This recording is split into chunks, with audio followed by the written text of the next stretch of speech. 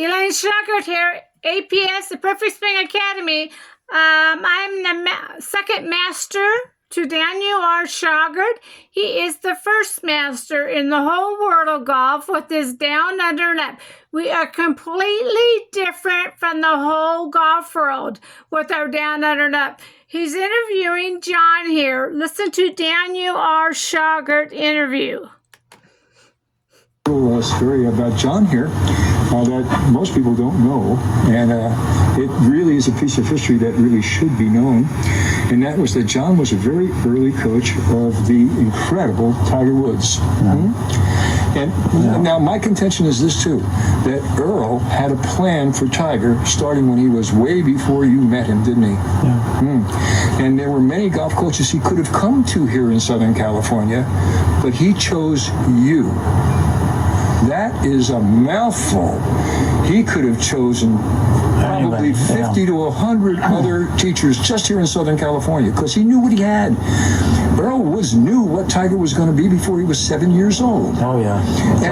And my contention is, and I hope you agree with me on this, and I know you're a humble man, you probably won't. You won't say, I didn't do that, it was Tiger, but we all know that you did. I believe you created Tiger. I believe what you gave him with your incredible wisdom carried him all the way through Stanford and took him out on the tour. I believe that came from what he learned from you, because that was his foundation. And my contention why I say this is that I have a photograph somewhere. It was either on the cover of Golf Magazine or Golf Digest Magazine. I'm not certain which. Or if it wasn't on the cover, it was a prominent piece within the magazine of Tiger Woods.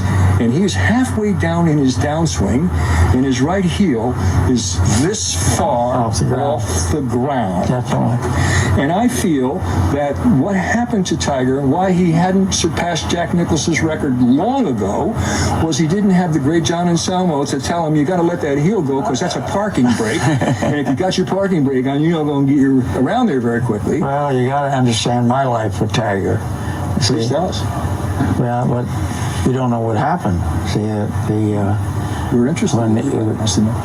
When I had 8 years in with Tiger, I got... Medlock welcomes Basie Twosome, followed by Mai Twosome and Cho Single. I lost Tiger because I got colon cancer. Oh, my God. And I was laid up for 7 months. And in that time, Earl was looking for somebody to help Tiger. And the Australian player, he told Earl, take him to Butch Harmon. Well, I don't know what happened, but it didn't last more than 3.5 years. Can I tell you what I think? And I never asked Tiger why he left. Just from observation? But I have an observation. Yeah, I know you do. Rather than it come from you, because personally, I never knock another pro. I think everybody who's out there is really doing his absolute best. But the observation that I had was this. That the reason that Tiger won, he came right out on the tour and he won. Yeah. And he was using the motion with your heel up in the air to let his hip go around. Well, he got that from pitching the basket. Yeah. That's what I told him earlier. There's many things. It's a release sense. It's a release sense. Sense of release. Okay. Yeah. So he was using that when he first came out. And he came out 30 yards longer than anybody on tour. And he was accurate.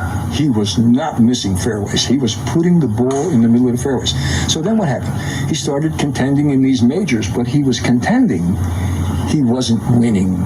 And Tiger, we know, has always wanted to pass Jack. Yeah. That's a statement that he made. He wanted to. He had it on his wall. Right. And it's still his goal. To this minute, that's Tiger's goal. To his minute. It is. And my personal opinion is, when they analyzed the tape and they said, why are you losing these things?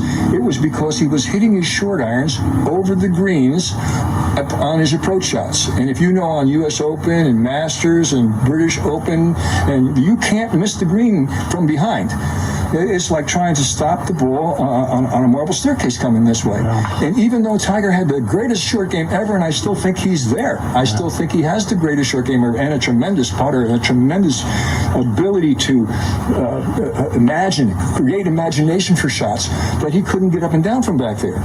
Now, I believe if you had still been with him, that you wouldn't have changed that you would have maybe taught him a little bit about controlling adrenaline and hitting less club and being sure that you were short of that flag on that particular particular shot. It would have been difficult because he was playing so much on his own. Yeah. See, and I have no idea what Butch was doing with him. Well, I know for sure that the difference that I see visibly between the swing that you gave him and the swing that I see Butch is that the right heel stayed down.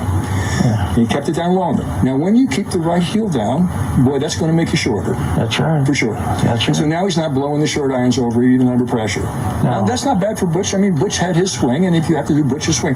The problem existed then at that point that Tiger not only lost distance on the wedge, he had to spin faster in order to make the driver go as far as he'd been going. And I believe that my contention is, and I could be 180 degrees wrong, but my contention is that when he had to start swinging faster and harder, he also had to get stronger. Let me tell you the whole story about the right side. Go. It happened in Las Vegas when he won his first tournament. He had a severe downhill lie on a 5-par, and he took a 4-iron, hit about 210 or further, and he hit this 4-iron as beautiful as he ever won. I was standing right behind him when he did it, and he fell down the hill and he landed on the left knee. Oh. Okay.